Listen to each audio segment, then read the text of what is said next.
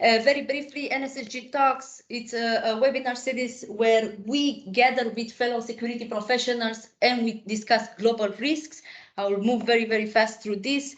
About NSSG, you can find on nssg.global. I won't spend time here. I will spend time here. Okay, so we gathered today to discuss to give a business perspective upon geopolitics, and together with me, all good? Everybody's, yeah? I'm stopping just to be sure. Okay, so together with me, I have Cătălin Netcu, Global Security Manager Europe at Emerson. I will now correct my mistake and actually share the bio. Which means that I will be speaking a brief, I'll mention a brief introduction for Cătălin as well. Cătălin, with a military background in the Romanian law enforcement structures, including the Romanian Intelligence Service, where he served as commanding officer of the counter-terrorism paratrooper unit, Cătălin has continued to expand his crisis management expertise within the private sector, currently holding the Global Security Manager position for Emerson, where he supports his team with strategic crisis management input within the European region. All right, and moving forward to Alessandro Martello, my colleague and CEO of North Star Support Group, again with a military background as detachment leader of the Italian Army Special Operations Forces. Alessandro carried on expanding his risk management expertise within the private sector, both as director of special operations for a private international security company, until he decided to become an entrepreneur in the industry, where he developed and carries on to grow the private risk management company North Star Support. Okay, now we have bios shared. We introduced, I introduced my guests. We're still struggling a bit with the technical details. Okay. Yes. Come. Okay, and moving forward, we're trying to adapt due to the technical problems that we had. We're trying to adapt and to make a recap for everybody so we don't lose the topics. Okay, so to anticipate and to kickstart, let's say, our discussion, I've researched two definitions regarding how would you explain geopolitics. And in this matter, I asked, of course, my colleague Cătălin to share his perspective. His perspective was very, very close to what Britannica is using as a definition for geopolitics, while Alessandro was making a memory with his childhood football terrain that was in not straight. Yeah, he was he grew up somewhere. Yeah, he grew up somewhere in the mountains, and of course this gets us closer to the Cambridge way of defining geopolitics, which makes reference more to the country's size, position, and its terrain. All right, I hope everybody is now watching us, following us. I'm really, really hoping that everybody is good and we can move on. All right. If we are okay, we will. If we are okay, we are going to enter into the questions part, and I'm happy that we will also skip the jokes from my very well-prepared military guys that we're a bit scared of this round of jokes, but I will be very, very friendly. Okay, so. In general, what we're looking with this discussion is to give a perspective upon the geopolitical agenda and how this agenda is impacting on business interests. And with the first question for Alessandro, where I will please ask you, Alessandro, to give me your perspective upon a geopolitical event. What is it and how it affects your role? Well, as I was saying before, the geopolitical events, in my opinion, is a change. I call it a change of rules. This is how I see it. We are playing this, and this, of course, I'm talking now with the point of view of the service provider. But we are playing according to certain rules in delivering our services, and I would say that lately these rules are in a sort of way changing on a sort of let's say, regular basis. So this is the geopolitical event, in my opinion, no? The change of rules and the ability to adapt quickly and efficiently to these changes, being able to keep on delivering certain services at high standards beside the complexities that these changes are rising. Thank you so much, Alessandro, for this. Alessandro is talking, of course, from the perspective of the service provider. We are, NSSG is a risk management company. And of course, we also want to see what's the perspective on the other side, on the corporate side. And for Katalin, I have a dedicated question. Katalin, please tell us how much were you following the geopolitical news before 2022 and how does this change this year? Was it a practice for you to open the day with the geopolitical news, or it's something that you recently had to develop? Definitely, there was a process in place. Was part of my job to focus also on strategic sides of geopolitical risk. However, a huge part of my job was more or less covering the operational and also tactical levels. And once Ukraine situation started in February, this kind of changed so that the workload were shifted towards the more strategic level. So I would say that in terms of a more qualitative, has a significant weight and shifted from operational and tactical towards strategic. Okay, thank you so much for this. This is insightful. Yes, so you raised the zoom. That's you zoom out a bit from the daily news that you were following. Okay, let's move on. Alessandro, please share with us what are your preferred news outlets and why. Or what is not my preferred. I would like to spend a few words in general about news, because this is something that, in my opinion, affected ourselves as a risk management company, but is affecting, of course, the corporate world in general, is the flow of information in this era. Now, we see that from the beginning of the year with the crisis in Kazakhstan, later on with Ukraine, we have a sort of uncontrolled flow of information and things that are reported in different way, giving total different perspective of same events that are occurring around the world.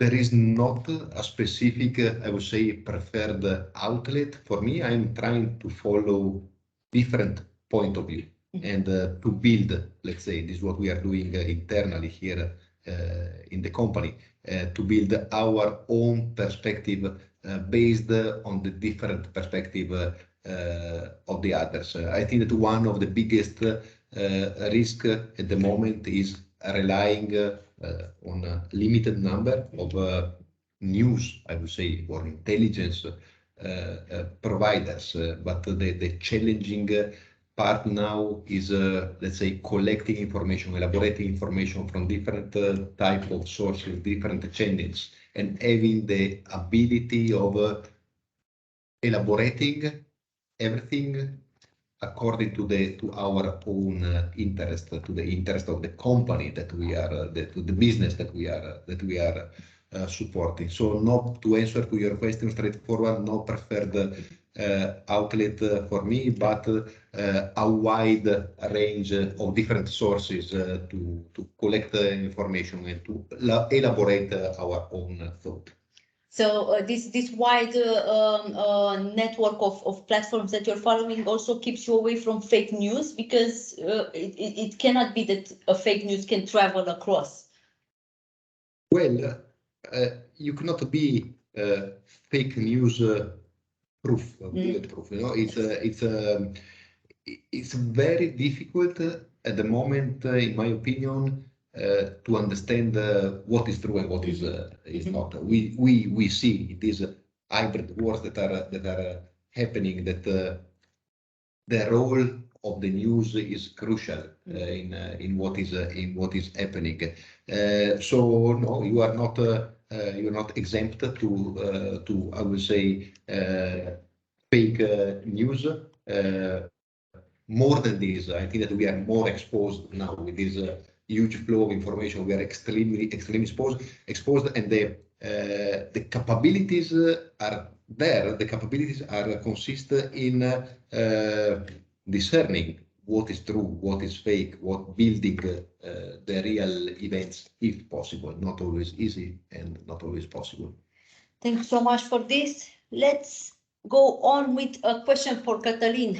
How you communicate with your multicultural teams in times of geopolitical tensions, and what you find as a constant challenge in finding a common operating ground? I know that you're responsible for a wide area in your company. How this feels from your side? So communication, it's a real challenge in a crisis situation, especially during geopolitical tensions.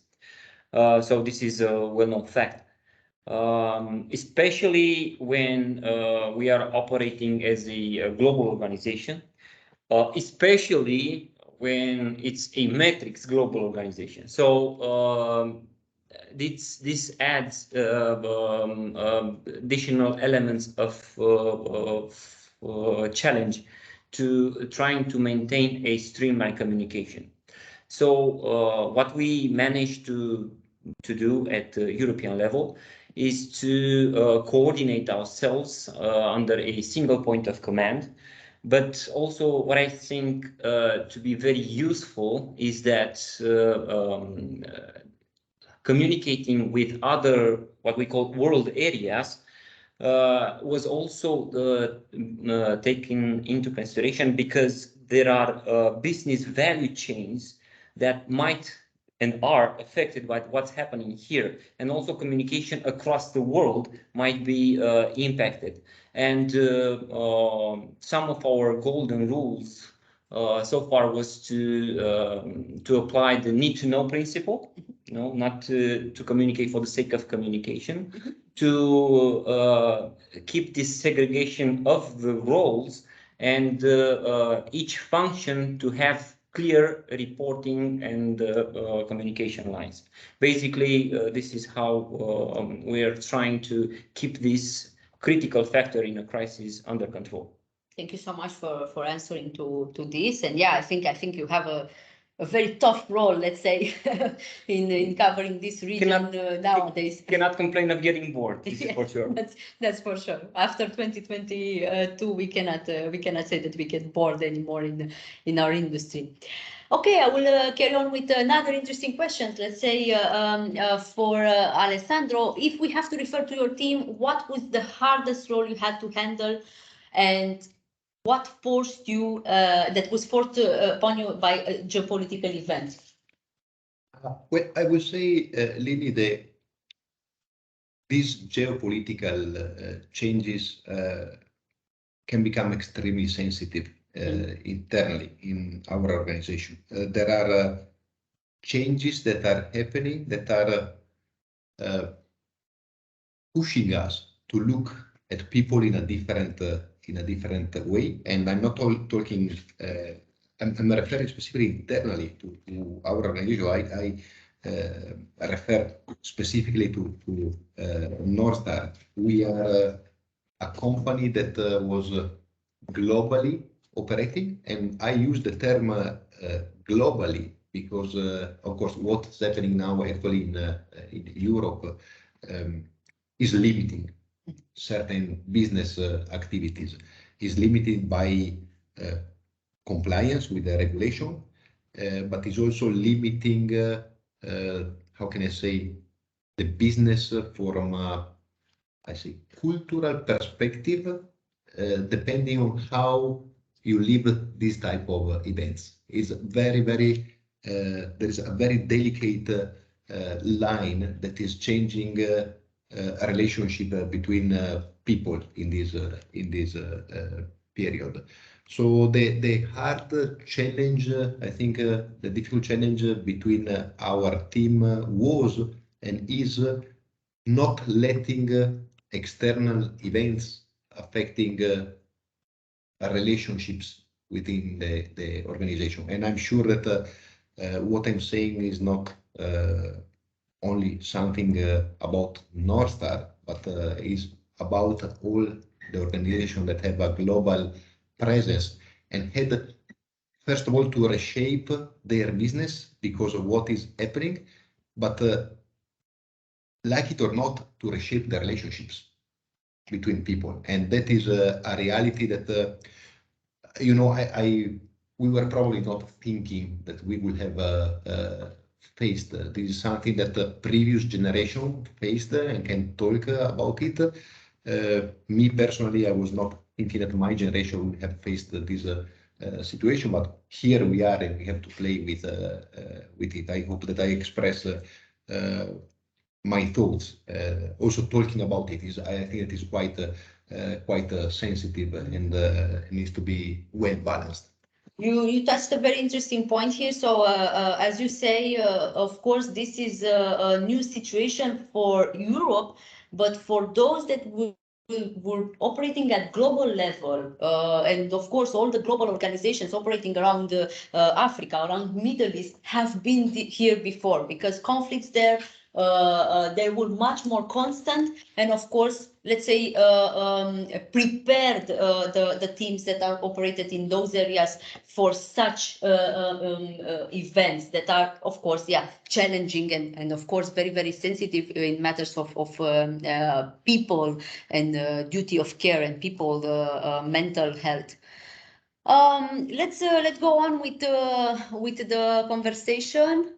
Again, my technology is not helping me. I don't know.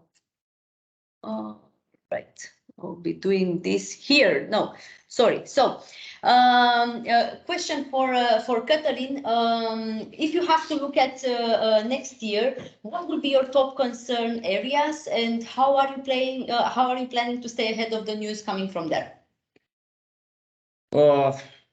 Definitely, the situation in Ukraine is not amongst, if not the most important topic on our radar, and it's quite challenging considering the volatility of the situation to have this predictive analysis, which we are trying to do.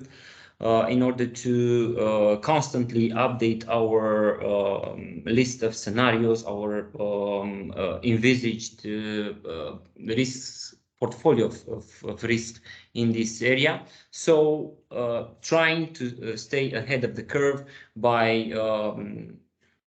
constantly updating our contingency planning, constantly exercising our business continuity plans, exercising and unfortunately testing our crisis management team in a real situation. So this is the area where we are trying to improve and again to stay ahead of the curve, so we can be prepared and anticipate situation that might impact our business. So basically, mentally, you're prepared for everything. You expect the unexpected, as you very well mentioned back in March. Yes, and we are trying as a general approach to avoid the wording referring to black swans, low probability, high impact type of events, because reality proves that everything is possible, if I may say so. So yes, we are not excluding any type of scenario from our analysis. I like this because you're again you guys have a very good balanced vision upon crises that are not crises actually, but they've been here before. We should have just looked in the history a bit better, and we wouldn't be so surprised for the events that we're going on through now. I will carry on with the question for Alessandro, and what would you encourage as good practices to stay ahead of the news, and how would you support their adoption across the team?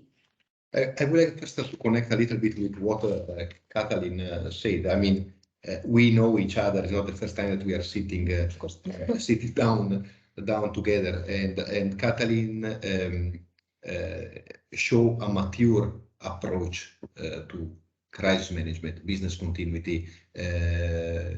We know how his organization is talking about it because he's the voice. And I connect now everything to the question that you're placing to me now, because Katalin is showing probably the good side of the corporate world. We as a service provider, we faced during these emergencies, events, crisis, also another side of the corporate world, that was the unprepared one. And I go back to the days of the evacuations from Ukraine, where we were supporting clients in their evacuation process, and we faced, I would say, more than 50% of the clients that were not ready to be evacuated, ready to move out, with a lack of preparedness it was extremely high. It was so high that it was becoming a real disruption for the evacuation operation. So best practice, I will take it in a wider way, not about news, but about events in general. So gathering reliable information, using this reliable information to build scenarios, and getting prepared for these scenarios and for other scenarios. So this is, in my opinion, the best practice is getting ready, getting prepared based on the best type of information that we can gather. And it's not only a matter of gathering and taking for granted, is gathering information, as we said before, and adapting this information to our business environment, understanding how they can affect our business, our operation, our preparedness for the unforeseen. Thank you so much for this. So actually to also consider the remote scenario is a thing starting now with 2022. It's clear that you know, we had a while ago a webinar with a group of our clients, and we were talking about contingency planning. No, and contingency planning. So I was trying to give some concepts of contingency planning, and at certain points they asked me, but when should we stop? And it's difficult to say when you should stop, but just we were saying stop when you understand clearly that what you are foreseeing is really not having sense anymore. But until there, push yourself, push until what you are planning is losing the reality, I will say, to the limit, because we saw that things are happening, and also the things that are on a borderline with what could be the reality are happening. We saw it lately. Thank you for this. Okay, that's really clear that we need to prepare also for the unexpected, as you also mentioned very well, Katalin, back in March. I will carry on with last question for you, dedicated, Katalin. How do you plan to raise your team's interest towards the tail effects and risks caused by geopolitical events? How do you plan to have them taking seriously your recommendations with respect to political news? Because basically that's that for them. Yeah, I have to say that I'm very fortunate here. I'm not taking any credit for this, but the situation in the region, as any crisis, came also with some opportunities, and this, I think, was one of them. And the fact that the interest is at a high level could be interpreted as one of the benefits of this crisis. So we are very much interested of what's happening. Top management, it has this amongst the top priorities. We are working very close and I would say efficient cooperation. But moreover, and I think one of the main outcome of this was that we are focusing our approach towards an intelligence-led operations and scanning the horizon, trying to identify potential issues that might impact our operations here and also across the world as a butterfly effect, as previously mentioned. I think is one of the learnings that we extracted from what happened so far. So to simply answer your question, we have a high interest of what's happening here. You noted very well. You're a lucky security responsible Yes, that has the back. Yes, I am.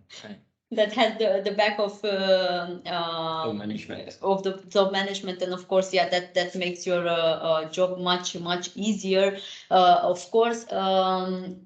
With this said, we wrap up the questions round, and before jumping into the questions that will be coming from the public, I will please ask you both to share with us a good to know habit with respect to understanding and reacting to geopolitical events. How, or maybe how we shouldn't react to geopolitical events, how we should or how we shouldn't, how you want and who wants to go first?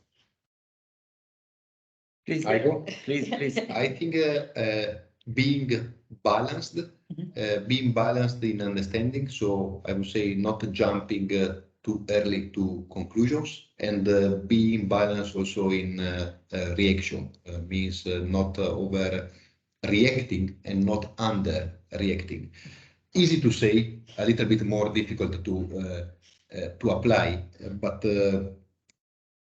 what we faced in this period, again, I'm talking as a professional and as a service provider, is that being balanced always paid us back in a good way, not only us, but our clients too. So I would say that being balanced could be the right receipt. What about you, Catalin? Yeah, I would dare to say from the large global organizations that upgrading the end-to-end crisis management process is crucial. And again, what happened in the past couple of years gave us some learning opportunities.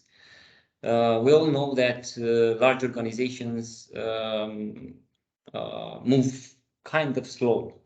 And reality proved that we need to be very efficient. We need to act based on accurate intelligence in a timely manner. Otherwise, we are late. So staying ahead of the curve, it's crucial if we want to build resilience of our organization, and if we want to have a successful crisis management. Crisis management,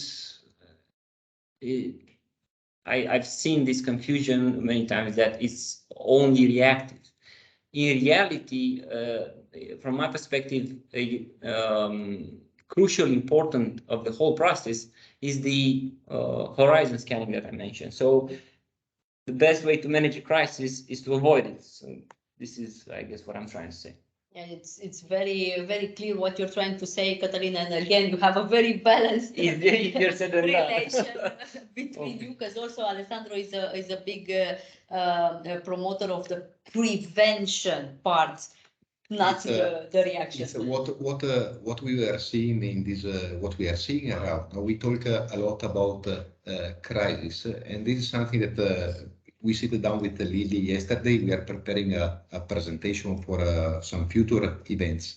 And Lily was asking me, okay, what we are going to talk about, what are you willing to talk? When I said I wanted to put on the table what there is between routine and crisis, because we start acting from, we leave our routine, and then we face crisis situation, but what there is in the middle between routine and crisis. And this is something that is fascinating me a little bit. I try to imagine this timeline that is starting from routine and ending with crisis.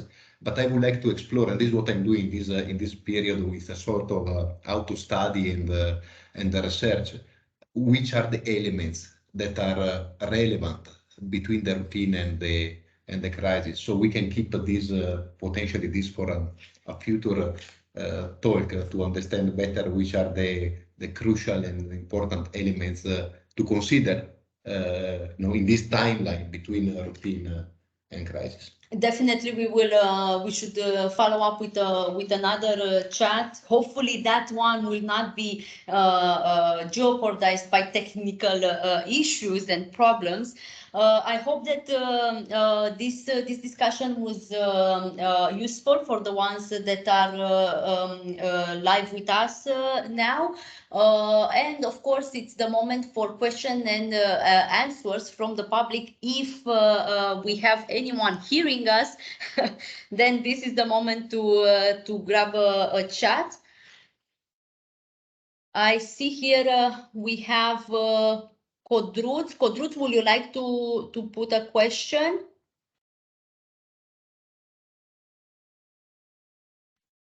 Hello together, and I want to salute Catalin and also Alexandru. No, it was I raised my hand at the beginning when you asked if I can hear you or we can hear you.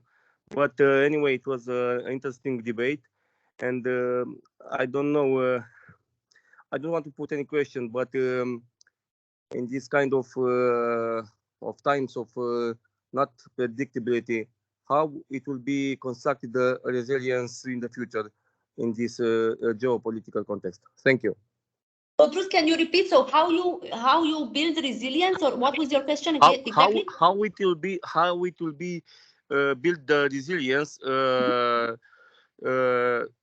in this context of geopolitical things. All right. So guys, you have a resilience question, please. Katharine, go for. I see you ready. Go, Katharine. Yeah. I will follow you. Thank you, Alessandro.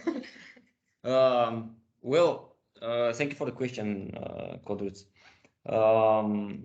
The idea, the main idea from my perspective is to start by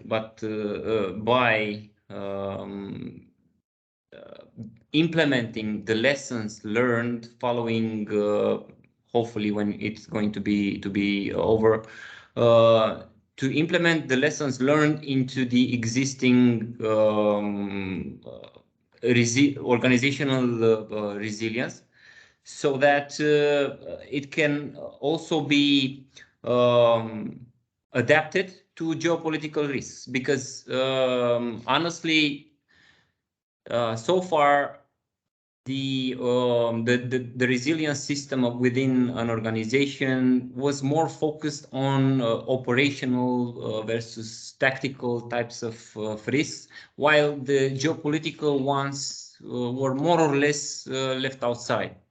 And as mentioned, this crisis gave us some learning opportunities, and once those will be implemented, I think we all are going to be better prepared for in the future. Thank you so much, Catalin. Alessandro, how is for you resilience building? I wanted to I agree totally with Catalin, and I wanted just to add a comment. Resilient organizations are made by resilient processes. Resilient processes are managed and performed by resilient people. I think that if we talk about resilience, we should talk a little bit about the resilience of the individuals, the people, and it's something that I'm convinced that is in our DNA. If I have to give a comment, Romanian people are resilient. if I have to talk about Italian population, people, I'm Italian, everybody understood from my accent, I think.